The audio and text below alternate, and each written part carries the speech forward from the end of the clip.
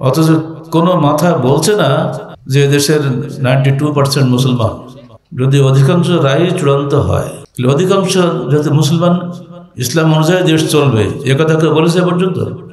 সবাই বলছে ওটা গেছে, আমাকে বসাও, ওকে হটাও, আমাকে বসাও। এই জন্য এদেশের সকল রাজনীতিদের তন্ত্র মন্ত্র একটাই, আমি কখন বসবো, বসতে আবার আগে যেমন লুটপাট করেছি আবার সে লুটপাট করবো। ওরা খাইছে, আমরা তো খাইতে পারিনি, কারণ আমাদের পালা। এই যে রাজনীতি, এটা হলো সবচেয়ে নিকৃষ্ট রাজনীতি। আহলে হাদিস আন্দোলন বাংলাদেশ, আসুন পবিত্র কুরআন ও সহিহ হাদিসের আলোকে জীবন গড়ি। যাবতীয় হামদ সানা আল্লাহ রাব্বুল আলামিনের জন্য, ও যাবতীয় দরুদ ও সালাত তার শেষ নবী মুহাম্মদ রাসূলুল্লাহ সাল্লাল্লাহু আলাইহি ওয়াসাল্লামের জন্য। দীর্ঘ 12 বছর পরে আপনাদের সামনে আসতে পেরে আমি আপনাদেরকে ধন্যবাদ জানাচ্ছি। নিজেকে আমি আল্লাহ পাকের শুকরিয়া জ্ঞাপন করছি আল্লাহর জন্য যে তিনি আমাকে এখানে এনেছেন এবং এই বগুড়া জেলখানাতে আমাকে বেশ কিছুদিন রেখেছিলেন। সেই কি বলে সিরাজগঞ্জ জেলখানাতে 7টা আমার ভাগ্যে জুটেছিল, কোনটা বলতে কোনটা হয়ে যায়, অনেক ভুল হয়ে যায়। তো সিরাজগঞ্জ জেলখানাতে আমি ছিলাম। আমাদের কর্মী অপূর্ব আমাকে গাড়ির মধ্যে লিচু দিতে গিয়ে সে 15 দিন জেল খাটল। কি চমৎকার শাসন ব্যবস্থা, কোনো অসুখ নাই, কিছুই নাই, কোনো পাপ নাই, অন্যায় নেই, আমাকে মহব্বত করে এটা লিচু দিয়েছিল। আমি তো নেওয়ারও সময় পাইনি, তার আগে তো জেলে যাওয়া শেষ। এই অপূর্ব ব্যক্তিটা অপূর্ব বিচারের সম্মুখীন হয়েছিল। এরকম বিচার জীবনে কেউ দেখছে কিনা সন্দেহ। যাকে বক্তব্যের শুরুতে আমি একটা মৃত্যু সংবাদ জানাচ্ছি, এটা অত্যন্ত মর্মান্তিক, বেদনাদায়ক। কুড়িগ্রামের শফিউজ্জামান কিছুক্ষণ আগে ঢাকায় মৃত্যুবরণ করেছেন। ইন্না লিল্লাহি ওয়া ইন্না ইলাইহি রাজিউন। যিনি 198% জমি ইসলামিক কমপ্লেক্স নওদৌড়া রাজশাহীর অনুকূলে দান করে গিয়েছেন। আল্লাহ পাক তাকে জান্নাতুল ফিরদাউস নসিব করুন এবং তার সমস্ত গুনাহ খাতা আল্লাহ মাফ করে দিন। এই অবস্থা তো আমারও ঘটতে পারত। তিনি কিন্তু আমার সাথে বয়স বেশি নন, আমি দেখি নাই তো, শুনেছি। আপনাদের মধ্যে অনেকেই আছেন যারা আমার সমবয়সী অথবা যদি বয়সে কম। প্রত্যেকে মৃত্যুকে স্মরণ করুন। হিন্দু হোক, মুসলিম হোক, বৌদ্ধ হোক, খ্রিস্টান হোক, সবাই আমরা এক আল্লাহর বান্দা। আদমের সন্তান হিসেবে আমরা সবাই ভাই ভাই। কারো প্রতি কোনো ভেদাভেদ রাখা ঠিক নয়। ইসলাম প্রচার হয় দাওয়াতের মাধ্যমে, প্রতিষ্ঠা হয় সংগঠনের মাধ্যমে, বিজয়ী হয় জিহাদের মাধ্যমে। আমাদের মধ্যে এই 3টা জিনিস যদি থাকে তাহলে আমরা কিছু আশা করতে পারি। কিছুই যদি না হয়, ইশাআত ইসলাম তো হবে, এরপরে ইকামতে ইসলাম, এরপর ইজহার ইসলাম। আল্লাহ পাক সবসময় বলেছেন, আমি তোমাদের কাছে নবী পাঠিয়েছি লিইয়ুযহিরাহু আলা দ্বীনি কুল্লি, পৃথিবীর সকল দিনের উপরে ইসলামকে বিজয়ী করার জন্য তিনি নবী পাঠিয়েছিলেন। এই বিজয় শুধু রাজনৈতিক বিজয় নয়, এই বিজয় আকীদা ও আমলগত বিজয়। একজন মুসলমানকে দেখলে যে কোনো মানুষ তার প্রতি শ্রদ্ধায় নত হয়ে যাবে। দূর অতীতে একজন পাশ্চাত্য লেখক তার ইংরেজি স্টোরি অফ আরবস বইয়ের মধ্যে লিখছেন যে তিনি একদিন তার কাফেলা নিয়ে মরুভূমির পথে চলছিলেন। হঠাৎ রাতের অন্ধকারে কাফেলা থেকে তিনি বিচ্ছিন্ন হয়ে যান। তখন যুবতী মহিলাটি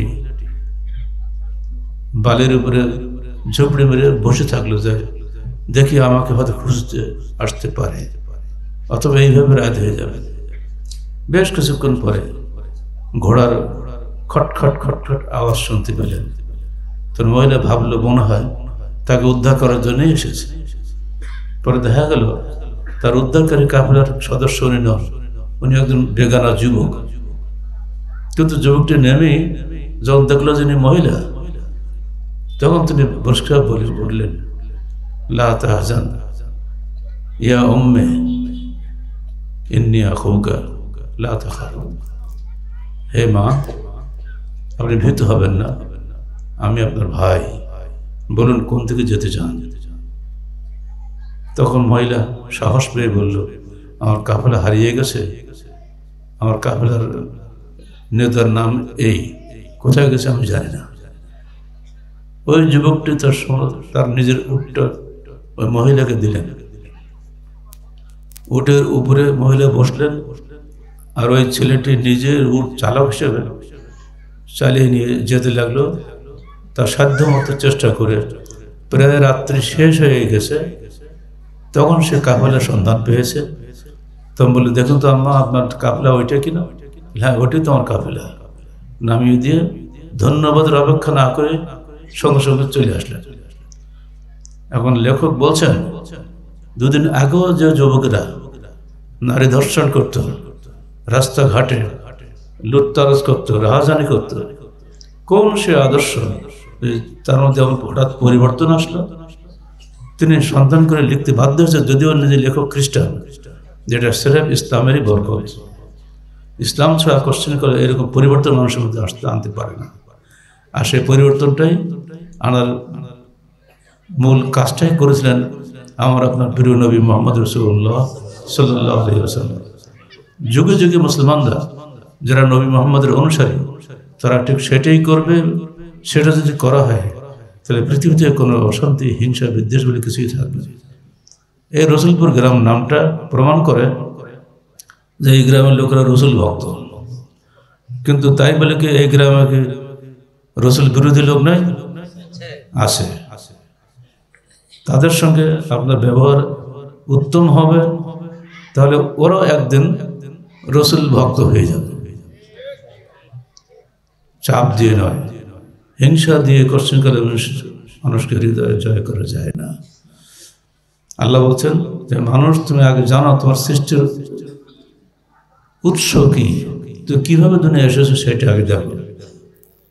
তবে তার আগে আমি শ্রদ্ধা জানাচ্ছি কামারখান্দ এলাকার চরদর্শিকা, চরবর্ধুল, হালুয়াকান্দির 19 জন গাজী আহলে হাদিস ভাইদেরকে। হালুয়াকান্দির শাহবাজপুর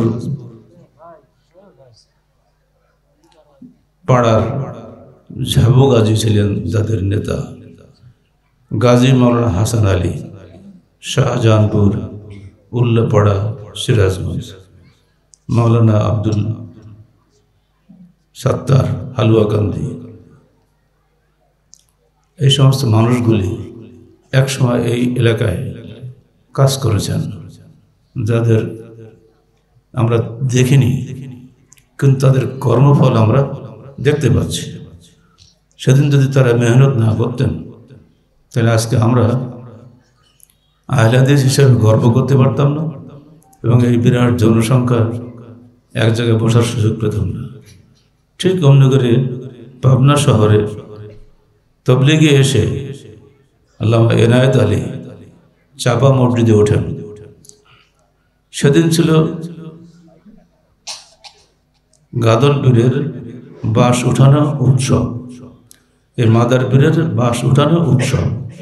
ঢাক ঢোল পিটিয়ে বিশাল উৎসব করে সেই মঞ্চে যখন তার বাঁশ উঠাবে, তখনই মাওলানা এনায়েত আলী সরাসরি মঞ্চে উঠলেন এবং উঠে শিরক ও বেদাতের বিরুদ্ধে তাদেরকে এমন ভাষণ দিলেন যে উপস্থিত কয়েকশো মানুষ একসঙ্গে বায়াত করে মুসলমান হয়ে গেল।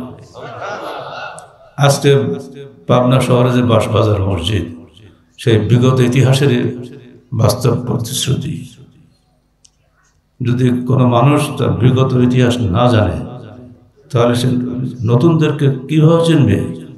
একদিন আমরাও বিগত হয়ে যাব, তাই না? আমরাও একদিন ইতিহাসের বস্তু হয়ে যাব। যদি আমাদের সন্তানরা আমাদের সম্পর্কে না জানে, তাহলে আমরাও কিন্তু দুনিয়াতে হারিয়ে যাব। আর এই জন্য আল্লাহ পাক কোরআনের অসংখ্য জায়গায় বিভিন্ন 25 জন নবীর কাহিনী বর্ণনা করেন না? কেন করেছে?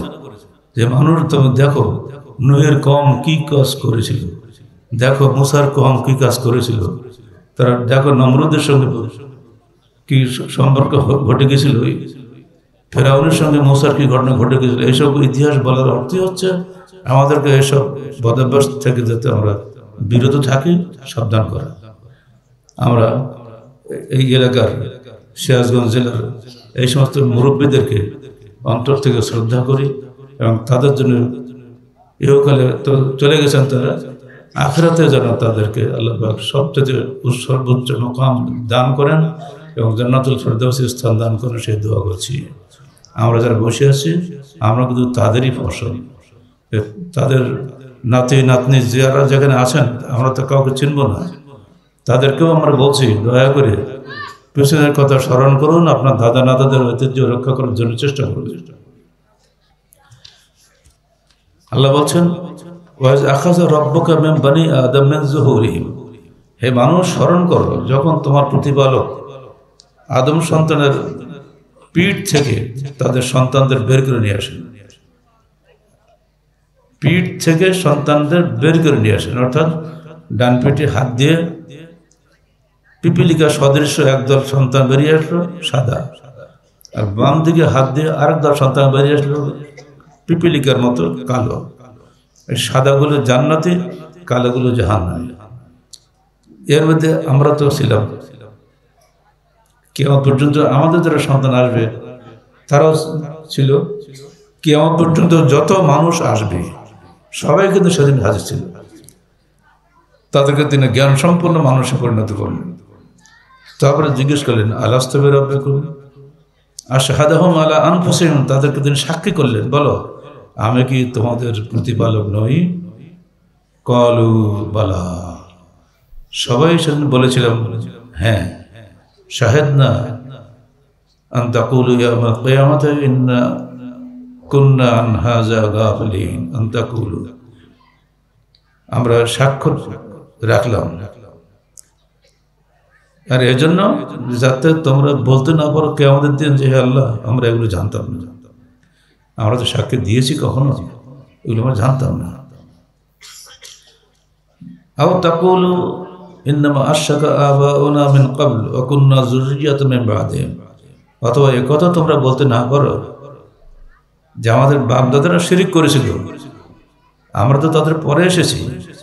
আফাতুহলিকুনা বিমা ফাআলাল মুবতিলুন, আপনি কি আমাদেরকে ধ্বংস করবেন যা বাতিলপন্থীরা আমার বাপ-দাদারা করে গেছে, সেজন্য কি আমাদের শাস্তি দিবেন? এই কথা যেন তোমরা বলতে না পারো, তো তোমাদেরকে আগে ভাগে জানিয়ে দিলাম। আমাদের কি অজুহাত দেওয়ার সুযোগ আছে? বুঝতে পারলেন দেখুন কথাগুলো, যাতে অজুহাত দিতে না পারে আল্লাহ পাক আগেই বলে দিচ্ছেন। অতএব হিন্দু হই, মুসলমান হই, বৌদ্ধ হই, খ্রিস্টান হই, আমরা সবাই কিন্তু আল্লাহর মুঠের মধ্যে ছিলাম। কেউ সাদা দলে ছিলাম, কেউ কালো দলে ছিলাম, জানি না কে কোথায় ছিলাম। আমরা দোয়া করি আল্লাহর কাছে, আল্লাহ তুমি আমাদেরকে সাদা দলের ভুক্ত করো, কালো দলের ভুক্ত নয়।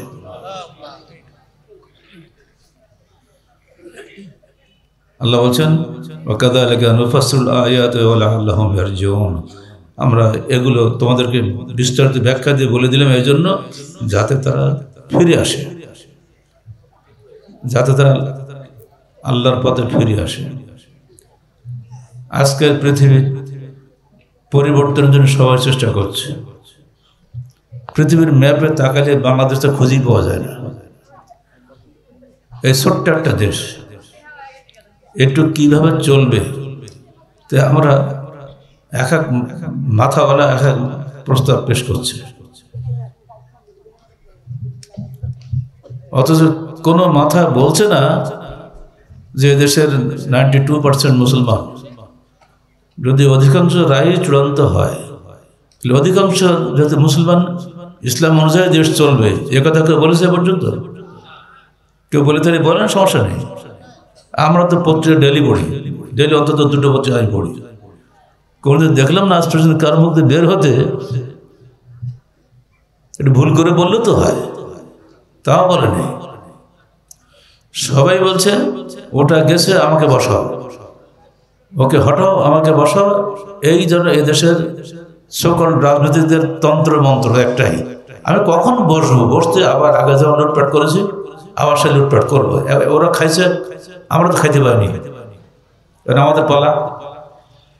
এই যে রাজনীতি, এটা হলো সবচেয়ে নিকৃষ্ট রাজনীতি। এটা কিন্তু রাজনীতিই না, এটা সেরকম লুটপাট। পরপর 5 বছর দুর্নীতিতে বিশ্ব চ্যাম্পিয়ন হয়েছে কারা? কে বলতে পারেন? বাংলাদেশ না, কোন দল? যে বলতে পারে কি কেউ দেখি? এই তো পাগলের মতো যে যা পারে বলতেছে, মানে কেউ কোনোটাই জানে না। যেটা আপনি বলেন সেটাই, তাই তো? আমি একটাও বলবো না, কারণ আমি ওই দলে নই। আমি ভোটাভুটিতে যাই না, ভোট দিতেও যাই না, ভোট দিতেও পারিনি। কারণ আমি একটাও বলবো না, খালি পত্রিকা দেখি আর দেখি যে আয়নাঘর করে। এখন শুনছি আয়নাঘর, আয়নাঘর যেগুলি আমরা শুনিনি, এখন শুনছি আয়নাঘর, তাই না? আয়নাঘর, আয়নার বদলে ছিল অন্ধকার। পরপর 5 বছর বিশ্ব চ্যাম্পিয়ন হয় দুর্নীতিতে। বিশ্বে এমন কোনো দেশ নেই যে আমাদের চাইতে উপরে উঠতে পারে দুর্নীতিতে। তাহলে আমরা কত ভালো। একটা দিক তো অন্তত ফার্স্ট হয়েছে, তো দুর্নীতিতে ফার্স্ট হয়েছে না, অথবা আমি আবার ফার্স্ট হব। অপারেশন ক্লিন হার্ট নাম জানেন? ক্লিন করে দেবে সমাজ থেকে, আমার বিরোধী যারা আছে সব মেরে ক্লিন। এই অপারেশন ক্লিন হার্ট কারা করেছিল? ভুলে গেলে চলবে না, মানুষ সবই ভুলে যায়, কিন্তু অতীত ভুলে নেওয়া সহজে। যাদের মধ্যে এই অপারেশন হয়েছে, যাদের জীবনের মধ্যে, তারাই জানে তারা কারা। এখন সব বেরিয়ে আসতেছে, কিন্তু না, ক্ষমতা গ্রহণের ব্যাপারে তারাই বেশি অগ্রগামী। খালি এক মহিলাকেই আমরা গালাচ্ছি, আরে বাবা আর এক মহিলা তো আছে, ভয় কি? সেই উদ্ধার করবে। আজকে শুনলাম ঢাকা বিমানবন্দরের নাম পরিবর্তন হবে। কি হবে? যদি আমি একটা প্রস্তাব দিই, দেখি আপনারা বলেন যে কি বলেন, এটার নাম কি? রসুলপুর না? এই গ্রাউন্ডটা পাল্টে যদি আমি আজকে করে যাই, এটা রামপুর হবে, আপনারা মানবেন? সমস্যা কি? এটা একটা নামটা হলেই হবে। আমরা কাবি সাহেব আরামনগর মাদ্রাসার যখন গেলেন সম্মেলনে, তো নাম ছিল আগে রামপুর। জনশ্রুতি আছে, উনি ওই সম্মেলনেই বললেন রাম আর হবে না, এটা আরামনগর করো। তো এখনো আরামনগরই আছে, রামনগরকে বলে না। তা আপনার যে রসুলপুর পার্টি যে রামপুর বলবেন, আর বুঝতে পারছি আপনার যদিও আদৌ রাজি হবেন না। কিন্তু ঢাকায় কিন্তু রামপুর আছে, টেলিভিশন সেন্টার আছে না? ওটা কিন্তু চেঞ্জ হয়নি। ঢাকা বিমানবন্দরের নাম আমি মনে করি ঢাকা এয়ারপোর্ট হয় উচিত। ঠিক, আপনারা রাজি আছেন? কিন্তু একবার এক পীরের নামে হলো, আর একবার এক রাজনৈতিক নেতার নামে হলো, আবার তাই ঘোরাঘুরি হচ্ছে। আগের নামে নিয়ে আসতে হবে জিয়া ইন্টারন্যাশনাল এয়ারপোর্ট। এখন বিদেশি যারা আসবে তাদের এখন ক্যালকুলেটার খুঁজতে হবে, ডিকশনারি খুঁজতে হবে, জিয়া মানেটা কি? জিয়া কি মানুষ না কোনো পদার্থ, না গাছ, না কাটা, না কি এটা? তারা তো আরবি বোঝে না। ইন্টারন্যাশনাল এয়ারপোর্ট মানে ইন্টারন্যাশনাল যাত্রীরা সেখানে আসে। তারা ঢাকা চেনে সবাই, ঢাকা বাংলাদেশের রাজধানী, কিন্তু সেইটা বাদ দিয়ে বারবার খালি পাল্টাপাল্টি করা হচ্ছে। ঠিক অমনি করে হাসপাতাল, ঢাকা পিজি হাসপাতাল না, ও পাগলও চেনে, কিন্তু এখন এমন লম্বা নাম দিয়েছে, ঘম্ব দম্ব দিয়ে কী অবতরণ করে এটা বানানো হয়েছে। কী দরকার বাবা? অত যমুনা সেতু, যমুনা নদীর উপরে যেহেতু সেতু, নামটা যমুনা সেতু বলে ঝামেলা থাকে না। যেখানে যে নাম আছে, যদি আজকে রসুলপুরের উপর দিয়ে বড় একটা ফ্লাইওভার চলে যায়, ওর নাম হবে রসুলপুর ফ্লাইওভার, ওর নাম অন্য কিছু হবে না। অমনি করে যেখানে যে নাম আছে সেই নাম রাখলে কারো উপরে কোনো রাগ হয় না। তা না করে যখন যে দল ক্ষমতায় যাচ্ছে, তো সেই দলের নেতার নামে দুনিয়া সব নাম পাল্টে ফেলে দিচ্ছে। এগুলি কেন? আমাদের প্রস্তাব থাকবে যেখানে যে স্থানের নাম আছে সেই স্থানের নাম বহাল রাখা হোক, এবং সেই স্থানের নামে এয়ারপোর্ট হোক, যেহেতু আন্তর্জাতিক। আমাদের রাজশাহী এয়ারপোর্ট, রাজশাহী নাকের ওর নাম শাহ মখদুম এয়ারপোর্ট, এক পীরের নামে দিয়ে বসে আছে। শাহমুকদমটাকে লোকে জানেই না, কিন্তু এয়ারপোর্টের নামে শাহমুকদম। উদ্দেশ্য কি? শাহমুকদমের নামে যদি এয়ারপোর্টের নাম হয় তাহলে প্লেনে অ্যাক্সিডেন্ট হবে না।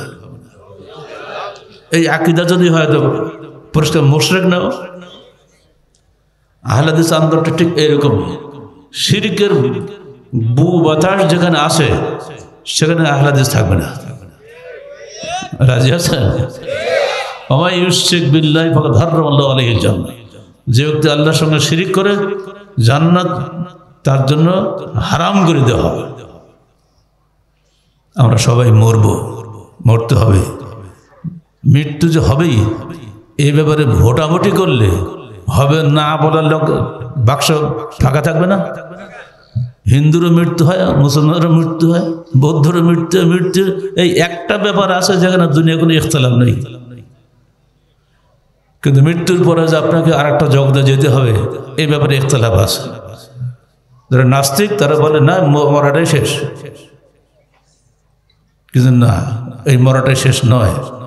প্রমাণ আপনি নিজে উত্তর দেন তো দেখি। আপনি বাপ হয়েছেন, আপনার স্ত্রীর গর্ভে কি গেছিল? আপনার একটা পানি বিন্দু গেছিল, ওটা কিন্তু মরা। সে মরা থেকে আপনার স্ত্রীর পেটের মধ্যে 3টা কঠিন অন্ধকারের মধ্যে একটা ছোট্ট বাচ্চার অবয়ব গড়ে দিল কে? আপনি নাস্তিক, আপনি উত্তর দেন। আপনি তো আসতে দাঁড়িয়ে লাভ বললে হবে না। ওই নাস্তিককে প্রশ্ন করতে, বাবা উত্তর দাও। তোমাকে উত্তর দিতে হবে,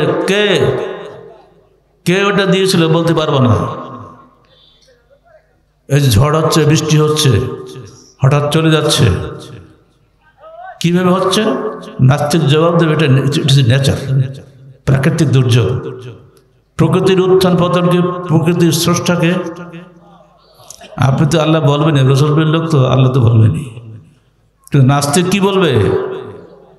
বলো, হে নাস্তিক, মুরগি আগে জন্মেছে না ডিম আগে জন্মেছে? বলতে পারবে?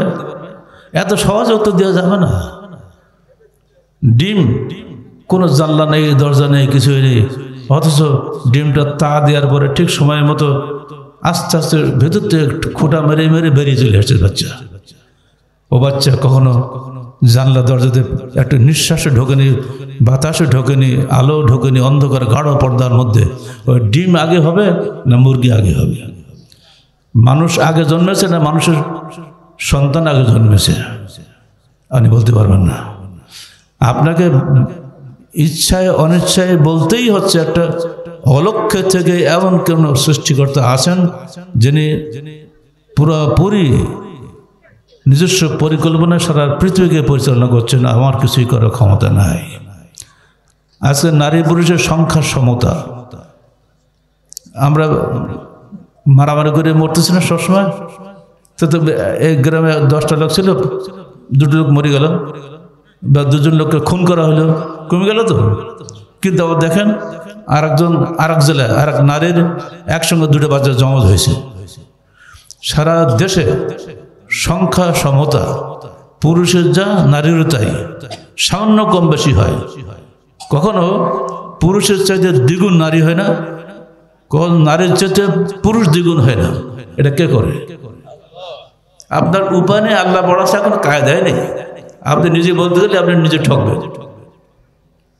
তাহলে বুঝতে হবে সমস্ত বিশ্ব পরিচালনার একজন আছেন যার কাছে সমস্ত মানুষ বাধ্য। এখানে গিয়েও 3টা মজহব হয়ে গেছে।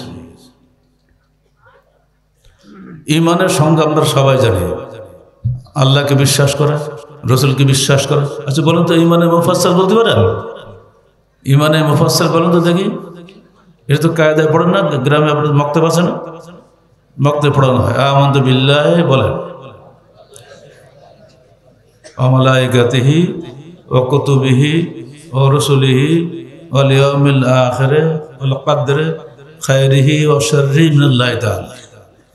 আমি বিশ্বাস স্থাপন করলাম আল্লাহর উপরে, তার ফেরেশতাদের উপরে, তার কিতাব সমূহের উপরে, তার প্রেরিত রাসূলগণের উপরে, তারপর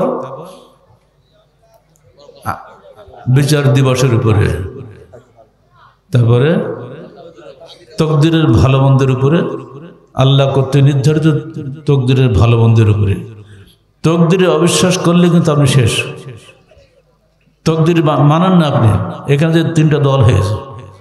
এক দল বলছে তকদির বলে কিছু নাই, পানিতে হাত দিলে হাত ভিজবে, আগুনে হাত দিলে হাত পড়বে, তকদির আবার কি?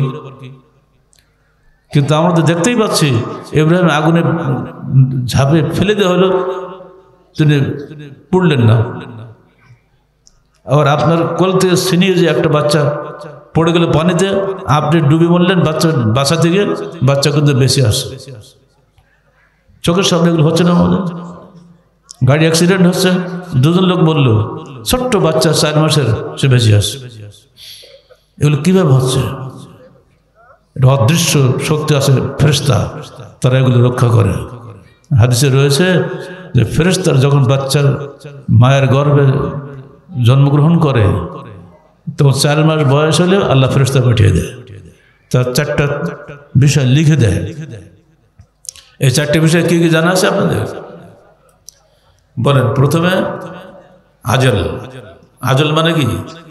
আয়ুষ্কাল। 2 নম্বরে কর্ম আমল। 3 নম্বরে রিজিক। আর 4 নম্বরে সে সাঈদ আম শাকী, সে জান্নাতি হবে না জাহান্নামী হবে। এই 4টা বস্তু লিখে দেওয়া হয়। এই 4টা বস্তু যখন লিখে তোর মাকে টের পায়, মায়ের পেটের মধ্যে গিয়ে যে ফেরেশতাগুলি করে আসতেছে, কে খবর রাখে?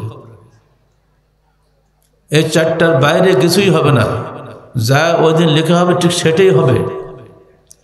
আপনি একটা ঔষধ বানিয়েছেন, ঔষধটা ক্রিয়া কোন কাজ করবে লেখা থাকবে না? এই ঔষধটার ডেট অফ এক্সপায়ারি, কোন দিন থেকে এর ক্রিয়া নষ্ট হয়ে যাবে, লেখা থাকে না? এটা আপনি ধরে নেন, নিজের মায়ের গর্ভের অবস্থার সঙ্গে মিলিয়ে নেন। এরপরে ওই ওষুধটা নষ্ট হয়ে গেলে আর কোনো কাজে লাগবে না, ও একেবারে জাহান্নামে হয়ে যাবে, কোনো কাজে লাগবে না। দুনিয়াতে আমরা নিজেরা করছি এবং দেখছি, সবটাই কিন্তু আল্লাহর সঙ্গে মিলে যাচ্ছে। এই যে 6টা বিশ্বাসের একটাও যদি আপনি না রাখেন, তাহলে আপনার জীবনটা মুমিন হিসাবে আপনি গণ্য হবেন না। ঠিক অমনি করে ইমানে মজমাল, আমানতু বিল্লাহি কামা হুয়া বিআসমাইহি ওয়া সিফাতিহি, আমি বিশ্বাস স্থাপন করলাম আল্লাহর উপরে যেমন তিনি, অর্থাৎ তিনি যে কেমন আমরা জানি না, তার নাম সমূহ এবং তার গুণাবলী সমূহের উপরে, গুণ সমূহের উপরে। ও কাবেল তো জামিয়া আহকামিহি ও আরকানিহি, এবং কবুল করলাম তার যাবতীয় আদেশ নিষেধ ও ফরজ ও ওয়াজিব সমূহকে।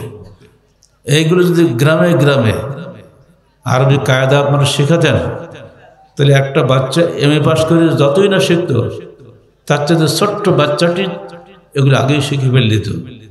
আপনাকে ঘরে ঘরে কিছু না পারেন, অন্তত একটা আরবি কায়দা নিতে পারেন। আরবি কায়দা আমাদের লিখিত নুরানি কায়দা না, কিন্তু আরবি কায়দা যেটা আমাদের সংগঠন থেকে বের হয়েছে, এটা আপনারা নেবেন এবং বাচ্চাদেরকে পড়াবেন। স্কুলে কি পড়ানো হয় তা তো আপনারা জানেনই সব, সেখানে সব কিছুই পারবেন না। আপনার ছেলে MA পাস করে আসবে, অথচ আপনার জানাজা পড়ার যোগ্যতা রাখে না, পড়ে লাভটা কি? আপনি অসুস্থ হয়ে পড়েছেন, বাবার পাশে বসে একটু দোয়া পড়ার যোগ্যতা রাখে না। মরে গেছেন, মরে গেলে যে কি পড়তে হয় তাও জানে না। যে ছেলে বাপের কোনোই কাজে লাগে না দুনিয়াতে, সেই ছেলের জন্য আপনি জীবন দিচ্ছেন, যেটা ইহকালে পরকালে কাজে লাগবে সেটা আপনি শিখান আগে। এটা আমাদের প্রথম অ্যাপিল আপনাদের কাছে। গ্রামে গ্রামে মক্তব গড়ে তুলুন। আহলাদের যুব সংঘের শুরুতেই এগুলো আমাদের ছিল, এখনও আছে, ইনশাল্লাহ অব্যাহত থাকবে যতদিন সংগঠন থাকবে। এরপরে বই আছে, বই তো নষ্ট করতে পারবেন না, বইগুলো আমরা লিখে দিয়েছি, চেষ্টা করবেন। একদল বলছে তকদির বলে কিছু নাই, আপনি কি তার সঙ্গে একমত? এদেরকে বলে কাদারিয়া। আল্লাহ রসুল বলছেন আল্লাহ কাদারিয়া তো মজুস হাজিল উম্মাহ, কাদারিয়া হলো এই উম্মতের অগ্নি উপাসক। তারা যদি অসুস্থ হয় তোমরা সেবা করো না, তারা যদি মরে যায় তাদের জানাজায় হাজির হইও না। কারণ জানাজা হাজির মানে কি দোয়া করো না, আল্লাহ মাগফিরলাহু ওয়ারহামহু ওয়াআফি ওয়াফান বলতে হবে না, ওদের জন্য দোয়াও করা যাবে না। অর্থাৎ যারা তকদিরে বিশ্বাস করে না তাদের ব্যাপারে এত কঠোর হয়েছেন আল্লাহ রসুল, তাদেরকে মজুসি বলেছেন। মজুসিরা আগুন পূজা করে, তারা দুই খোদার অনুসরণ করে। ঠিক তার বিপরীত হচ্ছে একদল বলে তৌহিদি জনতা, একটু আগে ঘোষণা দিল না তৌহিদি জনতা, এটা হলো জাবরিয়াদের স্লোগান। অদৃষ্টবাদী যারা যারা বলে কিছু হইতে কিছু হয় না, যা কিছু আল্লাহ হইতে হয়। তাহলে চুরির কাজটাও কি আল্লাহ হইতে হয়? জেনা ব্যবচার কি আল্লাহ করে? নাউজুবিল্লাহ মিন যালিক। কাদারিয়া, এই জাবরিয়া, এরা বলে আমল ইমানের অংশ নয়, শুধু মুখে তৌহিদকে স্বীকার করলেই সে ইমানদার হতে পারে। ওই জন্য প্রায় দেখি স্লোগান দেয় তৌহিদি জনতা, তৌহিদি জনতা, মানে আমার আমল নাই, খালি তৌহিদ আছে, আল্লাহকে স্বীকার করি আমি। এমনকি ও জাবরিয়াদের মধ্যে 12টা গ্রুপ, একটা গ্রুপ আছে কাররামিয়া, তারা বলে মুখে স্বীকার না করলেও চলবে, অন্তরে বিশ্বাস করলেও সে ইমানদার হওয়া যাবে। যদি এই আকীদার কেউ থাকেন তিনি তওবা করেন। তৌহিদ, রিসালাত এবং আখিরাত তিনটা একত্রে বিশ্বাস না করা পর্যন্ত কেউ ইমানদার হতে পারবে না। আর আমলকে কখনোই আপনি আকীদার বিচ্ছিন্ন করতে পারবেন না। যারা আরেকটা দল আছে খারেজি, তারা বলে ঈমান, আমল এবং মৌখিক স্বীকৃতি তিনটাই ঈমানের অংশ। তিনটার একটা যদি না থাকে তাহলে আপনি কাফের, আপনি জাহান্নামে, আপনার রক্ত হালাল। বেশ কিছুদিন ধরে জঙ্গিবাদ হলো না দেশে বিদেশে, এখন পর্যন্ত আমেরিকা অর্থাৎ পাশ্চাত্যের ইসলামোফোবিয়া, ইসলাম সম্বন্ধে তাদের যে ভীতি, এই কারণে যে মুসলমানরা মনে করে যে সরকারকে হত্যা করা যাবে। মূলত এই বিশ্বাসের কারণেই কিন্তু তারা করে এগুলো। তারা মনে করে একটা আমল যদি না থাকে তাহলে আমার আমল ইসলাম শেষ। এই আকীদা যদি রাখেন তাহলে আপনি খারেজি হবেন। এই আকীদার কারণে একদল লোক হযরত আলী কাররাল্লাহু আনহুকে হত্যা করেছিল কাফের মনে করে। এই আকীদা যদি আজকে আমাদের ছেলেদের মধ্যে আসে তাহলে ছেলে বাপকে হত্যা করবে, কারণ বাপের অনেক কাজ কোরআন সুন্নাহ মতো হয় না, হতে পারে না, বিভিন্ন কারণ হতে পারে। আমরা তো কবিরা গুনাহ করি না এমন লোক আছে নাকি? কবিরা গুনাহ করলে সে কাফের হবে, এই আকীদাটা হলো খারেজি আকীদা। এই আকীদা আহলে হাদিসটা যাবেন না। 2 নম্বর, আমল কিছুই দরকার নেই, খালি আল্লাহকে স্বীকার করলেই যথেষ্ট। এটা হলো জাবরি আকীদা, এটা হলো শৈথিল্যবাদী আকীদা। এই আকীদা আমাদের মধ্যে কেউ যাবে না। এর মধ্যবর্তী আকীদা কোনটা? যে ঈমান অর্থাৎ মুখের স্বীকৃতি, হৃদয়ে বিশ্বাস এবং কর্মে বাস্তবায়নের সমন্বিত নাম হচ্ছে ঈমান, যা আনুগত্যে বৃদ্ধিপ্রাপ্ত হয়, গুনাহে হ্রাসপ্রাপ্ত হয়। ঈমান হলো মূল, অর্থাৎ বিশ্বাস হলো মূল, কর্ম হলো শাখা। যারা বলে কর্মটাও মূল তারা হলো খারেজি। যারা বলে কর্মের কোনো দরকারই নাই তারা হলো শৈথিল্যবাদী। যারা বলে কর্মের অবশ্যই দরকার আছে, তবে কর্ম না থাকলে সে কাফের হবে না, বরং সে ফাসিক হবে, সে গুনাহগার মুমিন হবে। এটা হলো মধ্যবর্তী ঈমান, এটা হলো আহলে হাদিসের ঈমান। এই মূল ঈমানের জায়গাটা যদি আমাদের সঠিক না হয় সব কিছু ব্যর্থ হয়ে যাবে। এখানে যে দল মত মানুষ এখানে বসবাস করেন না কেন, প্রত্যেকের মৌলিকভাবে ঈমানের এই ব্যাখ্যায় কিন্তু আসতে হবে। এবারে আসে রাজনীতি। রাজনীতি করবেন কি দিয়ে? কোরআন হাদিসের তার ব্যাখ্যা আছে। কোরআন অপূর্ণাঙ্গ গ্রন্থের নাম নয়, এটা পূর্ণাঙ্গ জীবন ব্যবস্থার নাম। সুন্নাহ তার ব্যাখ্যা, সব কিছু সেখানে বলা আছে। মুসলমান কোশ্চিনকালেও পরামর্শ সবার বাইরে কোনো কাজ করতে পারে না, একা সব কাজ হয় না। শাওয়ারহুম ফিল আমর, আল্লাহ পাক নির্দেশ দিচ্ছেন তোমরা পরস্পরের পরামর্শের ভিত্তিতে কাজ করবে। এই পরামর্শ করার জায়গাটা হচ্ছে পার্লামেন্ট। সেখানে আপনি মাত্র একজনকে রাষ্ট্রপ্রধান নিয়োগ করবেন, তাকে খলিফা বলা হবে, যে রাষ্ট্রপ্রধান আল্লাহর হুকুম ছাড়া কোনো কাজ করতে পারবে না। আল্লাহর হুকুমের বিপরীত যিনি কাজ করবেন তিনি কোশ্চেন মুসলমানদের নেতা হতে পারেন না। দ্বিতীয়ত ওই ব্যক্তি মহিলা হবে না, রিজাল কাওয়ামুন আলা নিসা, পরিষ্কার কোরআনে বলা হয়েছে পুরুষ হবে জাতির অভিভাবক। নিজের পরিবারে একজন পুরুষ অভিভাবক আছে, আপনি দেখেন না, বাপ আছে বা ভাই আছে বা চাচা আছে, আছে তো। সেখানে যেমন যিনি নেতৃত্ব দিতে পারে না, তিনি রাষ্ট্রের নেতৃত্ব দিবে কেমন করে? ইসলামের নিষেধ, আমার অত যুক্তি দরকার নেই, ইসলামের যেহেতু নাই অতএব আমি করব না। রাষ্ট্রপ্রধান হবে একজন পুরুষ লোক, কিন্তু বুড়ো হাবড়া হলে হবে না, তাকে অবশ্যই সক্ষম হতে হবে, বুদ্ধিমান হতে হবে, সাহসী থাকতে হবে। ওর 6টা গুণ লাগে, প্রজ্ঞা থাকতে হবে, রাজনৈতিক প্রজ্ঞা খুব কঠিন জিনিস, দূরদর্শিতা থাকতে হবে। আমাদের বইতে ইসলামিক খেলাফত নেতৃত্ব নির্বাচন বইতে আমরা দিয়েছি, পড়ে দেখবেন 6টা গুণ হলে তবে তাকে নেতা বানানো যায়। সবার আগে লাগবে সাহসিকতা। ভীতু কাপুরুষ কোশ্চেন করা আহলে হাদিস হতে পারে না, যেটা আমরা বারবার বলি। কোনো ভীতু মানুষ সহিহ হাদিস মানতে পারবে না, কারণ গ্রামের সবাই সহিহ হাদিসের বিপরীত। আর আমি যদি করি তাহলে কেমনটা হয়? অনেকে আপনাদের মধ্যে এরকম আছে না, তালগুতাল করেন যে সবাই যা করে বিপরীত করলে কেমন হবে, অথবা আপনি সহিহ হাদিস জানেন না কিন্তু মানলেন না, অথবা আপনার ভীরু। ভীরু মানুষ কোশ্চেন করে আহলে হাদিস হতে পারে না, আর ভীরু মানুষ কখনোই নেতা হতে পারে না। সাহসিকতা থাকতে হবে, দূরদর্শিতা থাকতে হবে, প্রজ্ঞা থাকতে হবে, এগুলো সব মিলিয়ে একটা মানুষের নেতা করা যায়। এগুলো যারা বুঝে, এজন্য ইলেকটোরাল কলেজ যারা হয় তারা বেশি জ্ঞানী হয়। নেতার চাইতে কর্মীরা বেশি জ্ঞানী হবে। কর্মীরা যাতে নেতা বাছাই করবে, অতএব কেমন লোক হলে পারে এটা বুঝতে পারছেন তো। এটা অটো পাস না, কি বলে পুঁটি মাছ আর ইলিশ মাছকে এক দরে বিক্রি হয় নাকি? কিন্তু প্রচলিত এই তন্ত্রে সব এক, এখানে কোনো ভালো মন্দ বাছাই নাই। আর এই জন্য এই জিনিসটা একেবারে বাজে জিনিস। বর্তমান বিশ্বের সবচেয়ে নিকৃষ্ট তন্ত্র এই তন্ত্র যা চলছে এখন, এবং সারা বিশ্বে আগুন জ্বলছে। সরকারি দল আর বিরোধী দলের মারামারিতে সারা বিশ্বের অগ্নিগর্ভ হয়ে গেছে। এটা হয় না। ইসলাম শান্তি চায়, ইসলাম মানেই তো শান্তি, বুঝতে তো পারছেন না। এখানে অশান্তির কোনো সুযোগ নাই। যখন আপনি নেতৃত্ব চেয়ে নেবেন তখন আপনার মধ্যে একটা অ্যাগ্রেসিভ মুড চলে আসবে, আমি কি কম নাকি? না, চেয়ে নেওয়া সম্পূর্ণরূপে নিষিদ্ধ ইসলামে। যে যখনই চেয়ে নেওয়া হবে না তখন কিন্তু আপনার মধ্যে লোভ থাকবে না। ইন্না লা নুওয়াল্লি আলা আমালিনা হাযা লিমান সাআলাহু ওয়া লিমান হারাসা আলাইহি ওয়া ফি রাওয়াতিল মুসলিম ওয়া লিমান আরাদ।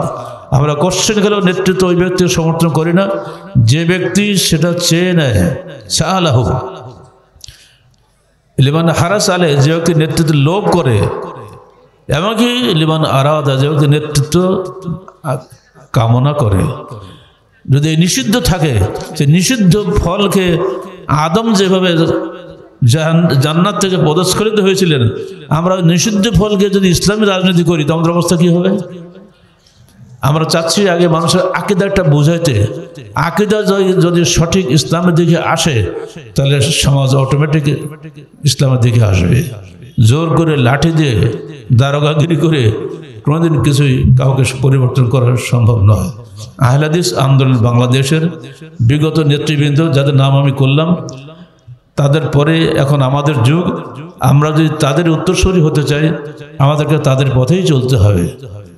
দূর অতীতে তাদের সেই অবদানগুলো আমরা আজও মনে রাখি। কোথায় আল্লামা এনায়েত আলী, তিনি ছিলেন কোথায়? বিহারে, পাটনাতে, বিহারের রাজধানী নাম পাটনা। সেখান থেকে এখানে এসে দিনের দাওয়াত দিয়েছেন। আর সেই দিনের দাওয়াত শুনে আজকে পাবনায় ব্যাপক পরিবর্তন, আজকে রাজশাহীতে ব্যাপক পরিবর্তন, এখানে পরিবর্তন। এই যে পরিবর্তনের ধারা চলছে, এই পরিবর্তন আগামী থেকে অব্যাহত থাকুক, এটা আপনারা চান না? সমাজ পরিবর্তনের জন্য এগিয়ে আসুন। সমাজ পরিবর্তন করতেই হবে। এই সমাজ নিয়ে চলতে সারাটা জীবন আপনাকে চলতে হবে কষ্টের মধ্যে, এবং মৃত্যুর পরে আমাকে জাহান্নামের আগুনে যেতে হবে। আল্লাহ পাক আমাদের সবাইকে দুনিয়াতে এবং আখেরাতে সুখে থাকার তৌফিক দান করুন। এবং বিদায় হজের ভাষণটা কালে শুনুন, আল্লাহ নবী মৃত্যুর আগে, মৃত্যুর 80 দিন পূর্বে যে ভাষণটা দিয়ে গেছেন, সে ভাষণে তিনি বলছেন, ইয়া আইয়ুহান নাস, হে মানব জাতি, ইন্না রাব্বাকুম ওয়াহিদ, তোমাদের প্রতিপালক, তোমাদের রব মাত্র একজন। ইন্না আবাকুম ওয়াহিদ, তোমাদের পিতা মাত্র একজন। অতএব তোমরা সাল্লু খামসাকুম লা ফাদলা লি আরাবিয়্যিন আলা আজামিয়্যিন, আজমের উপরে আরবের কোনো প্রাধান্য নেই, সাদার উপরে কালোর কোনো প্রাধান্য নেই, কালোর উপরে লালের কোনো প্রাধান্য নেই। কুল্লুহুম মিন তুরাব, তোমরা সবাই এক মাটির তৈরি। আর পার্থক্য শুধু তাকওয়ার ভিত্তিতে হবে। আর তোমাদের পিতা আদম ছিলেন মাটির তৈরি, কোনো অহংকার নেই। এই যে বিদায়ী ভাষণ, তার মৃত্যুর 80 দিন পূর্বের ভাষণ, এটাই আমাদের স্মরণ করতে হবে। এই ভিত্তিতে আমাদের জীবন গড়তে হবে। পবিত্র কোরআন এবং সহিহ হাদিস বলেছি আমরা। হাদিসের মধ্যে অনেক জাল জালিয়াতি আছে, একটু আপনারা জানেন। জাল জয়ীফ আছে না, আমরা আসাহুস সহিহ যেটা বলি আমরা, যদি দুটো সহিহ থাকে, আসাহুস সহিহ হলো যে বিষয় বুখারী মুসলিম একত্রিত বলেছেন, ওটাকে আমরা আসাহুস সহিহ বলি। আমরা আহলে হাদিস আন্দোলন বাংলাদেশের নীতি হলো সবচাইতে যেটা সহিহ সেটা আমরা গ্রহণ করি, আর সেটা আমরা জনগণকে বলি। আমরা সালাত আদায় করি, অন্যদের সঙ্গে মেলে না, তাই না? কেন মেলে না? কোনো হিংসা বিদ্বেষ নাই। দেখেন তো, যদি হাদিসটার সঙ্গে মিলে যায় তাহলে আপনিও করতে বাধ্য হবেন। এই যে আমার সঙ্গে আপনারা অনেকে মুসাফা করলেন, কেউ দিয়েছে 2 হাতে, কেউ দিল 1 হাতে, মানে বাবা 2 হাতে না 1 হাতে। কারণ যত শুভ কাজ আল্লাহ রসুল ডান হাত দিয়ে করতেন। আমার সঙ্গে তোমার মোলাকাত হচ্ছে, মুসাফা হচ্ছে, এটা শুভ কাজ নয় কি? হাদিসে বলা হয়েছে যতক্ষণ দুজনের হাত একসঙ্গে থাকবে ততক্ষণ উভয়ের সগীরা গুনাহ সব ঝরে পড়ে যাবে। এই সুন্দর নেকি কাজটা করছি, তুমি সহিহ হাদিস মোতাবেক করো, তোমারও ডান হাত দাও, আমারও ডান হাত হবে। এই যে ছোট্ট একটা উপদেশ, একটা হাদিস কিন্তু আমার জানা হয়ে গেল। যদি আমরা এগুলি, কিন্তু আপনি করছেন কি হিংসা। ওরা আহলে হাদিস, ওরা করছে 2 হাতে, আমরা আহলে হাদিস নই, আমরা করবো 4 হাতে। এই হিংসা কেন? এই বিদ্বেষ আগে ভুলতে হবে। হিংসা বিদ্বেষ নিয়ে কোশ্চিন করলে জান্নাত পাওয়া যাবে না। দলীয় বিদ্বেষ, দলীয় হিংসা মানুষকে কখনোই জান্নাতে নিয়ে যাবে না। আমাকে আমার কবরের চিন্তা করতে হবে। এবং সেজন্য দেখতে প্রতিটি কাজে পবিত্র কোরআন এবং সহিহ হাদিস মোতাবেক হচ্ছে কিনা।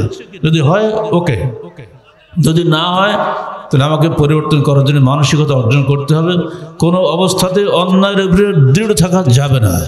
আহলে হাদিস আন্দোলন বাংলাদেশ এই দাওয়াত নিয়ে সমাজের চারদিকে ঘুরে সর্বত্র এই দাওয়াত দিয়ে বেড়ায়।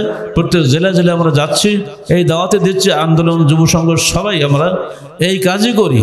আপনাদের যারা যুবক সমাজ আছে তাদের কাছে আমার অ্যাপিল থাকবে, বাবা তোমরা তোমাদের তরুণ রক্ত আল্লাহর পথে ব্যয় করো।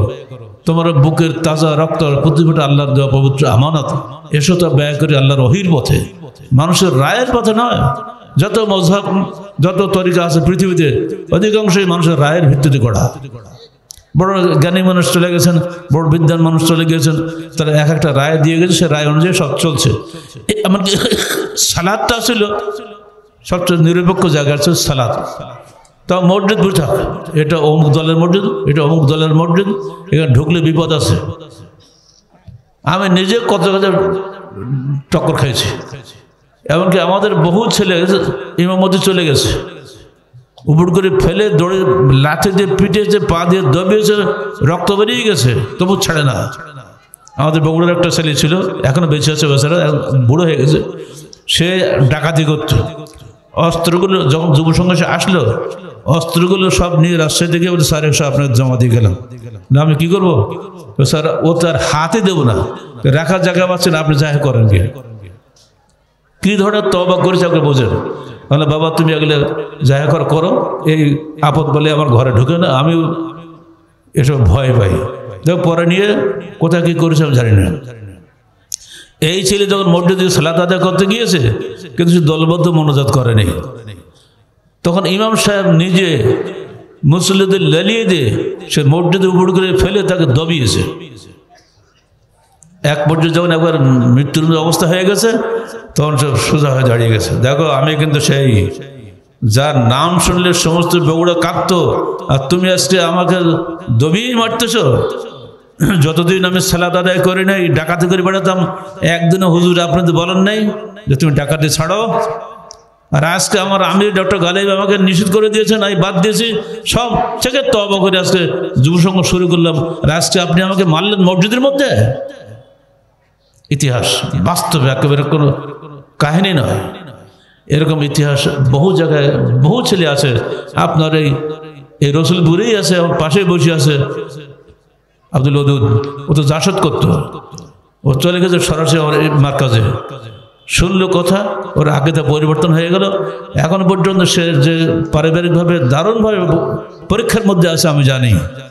এই অবস্থাতেও তার যে আন্তরিকতা এখন আমাদের প্রতি আছে, আমি তো অনেক জায়গায় তার গল্প করি যে সপ্তাহে 2 দিন করে তার স্ত্রীকে দিতে হয়, কি বলে ডায়ালিসিস করাতে হয়। সেই স্বামী যে কি কষ্টের মধ্যে বসবাস করে, যাদের ঘরে এগুলো কষ্ট আছে তারা ভালো করে বুঝতে পারেন। এই ধরনের বহু পরিবর্তিত হৃদয় আমাদের সঙ্গে মিশে গেছে। আমি যুবকদেরকে আহ্বান জানাচ্ছি, তোমরা তোমাদের সেই সুন্দর হৃদয়টাকে আমাদেরকে দাও। তোমার দেহ অর্থ মাল আমার কিছুই দরকার নেই, সে সুন্দর হৃদয়টা আমাদের সঙ্গে মিলিয়ে দাও। তোমার রক্ত স্রেফ আল্লাহর পথে ব্যয় হয়, আল্লাহ যেন তোমাকে জান্নাতুল ফেরদাউসে নিয়ে চলে যাবে। সবশেষে আমি আজকের এই সম্মেলনের উদ্যোক্তা ভাইদেরকে আন্তরিক মোবারকবাদ জানাচ্ছি এবং আবারও যাতে আমরা মিলিত হতে পারি সেজন্য আল্লাহর কাছে প্রার্থনা করছি। রসুলগুলো যেন একদিনের জন্য না হয়, এখানে হাজার হাজার রসুল প্রেমিক যেন তৈরি হয়, আমরা সেই প্রার্থনা আল্লাহর নিকটে করছি। আপনাদের কারাগারে ছিলাম, এজন্য স্মৃতি আছে। আমার জীবনে যদি কখন লেখা হয় রসুল এই সিরাজগঞ্জের নামটাও আসবে, আর ওই সঙ্গে অপূর্ব নামটাও আসবে। ও লিচু দিতে গিয়ে কি জেল খাটলো, যে শাসন ব্যবস্থা নির্দোষ নিরপরাধ লোককে ধরে ধরে জেল খাটায়, যে পুলিশ এইসব লোকগুলোকে ধরে ধরে জেল খাটায়, ঠিক ওই পুলিশ, ঠিক ওই শাসন ব্যবস্থা। এই ধরনের পুলিশ যেন বাংলাদেশে না আসে, ঠিক এই ধরনের শাসন যেন বাংলাদেশে না আসে। আমরা প্রার্থনা করি আল্লাহর কাছে, আল্লাহ তুমি এমন নেতা দাও যে নেতার অধীনে দেশের মানুষ শান্তি পায়, অশান্তি বৃদ্ধি পাক আমরা এটা চাই না। কে আসবে না আসবে আমরা আল্লাহর উপরে ছেড়ে দিচ্ছি। আমরা নিজেরাই নির্বাচন করি, কোশ্চেন কালো ভালো মানুষ দিতে পারবো না, কোশ্চেন কালো তো সম্ভব নয়, আমাদের নির্বাচন এটা নাই, আমরা তো পারবো না। হ্যাঁ, পরামর্শ করার জন্য যদি কখনো আমাদের ডাকে যে ভাই গালেব সাহেব বলুন আপনার মত কি, কি ভাই অমুক সাহেব বলুন আপনার মত কি, দেশের শীর্ষস্থানীয় আলেম আলেমাদের ডেকে দিয়ে যদি কোনো বসা হয় সেখানে ইনশাআল্লাহ অবশ্যই আমি যাব। পরামর্শ দিতে কোনো আপত্তি নাই, কিন্তু নেতৃত্ব নিয়ে আপত্তি আছে, নেতৃত্ব চেয়ে নেওয়া যায় না। আল্লাহ পাক আমাদের সবাইকে তৌফিক দান করুন। পবিত্র কুরআন ও সহিহ আলোকে জীবন গড়ার জন্য আল্লাহ পাক আমাদেরকে তৌফিক দান করুন। বৃদ্ধ যারা আছেন তারা বাপের ভূমিকা পালন করুন, ইব্রাহিমের ভূমিকা পালন করুন, আর যারা যুবক আছো তোমরা ইসমাইলের ভূমিকা পালন করো। মা ফাতেমা হোক, মায়েরা সব মায়েরা মা ফাতেমার মতো হোক, আমরা সেই কামনা করি। আকুলু কওলি হাযা আস্তাগফিরুল্লাহ লি ওয়া লাকুম ওয়া লিসাইরিল মুসলিমিন। আসসালামু আলাইকুম ওয়া রাহমাতুল্লাহি ওয়া বারাকাতুহু।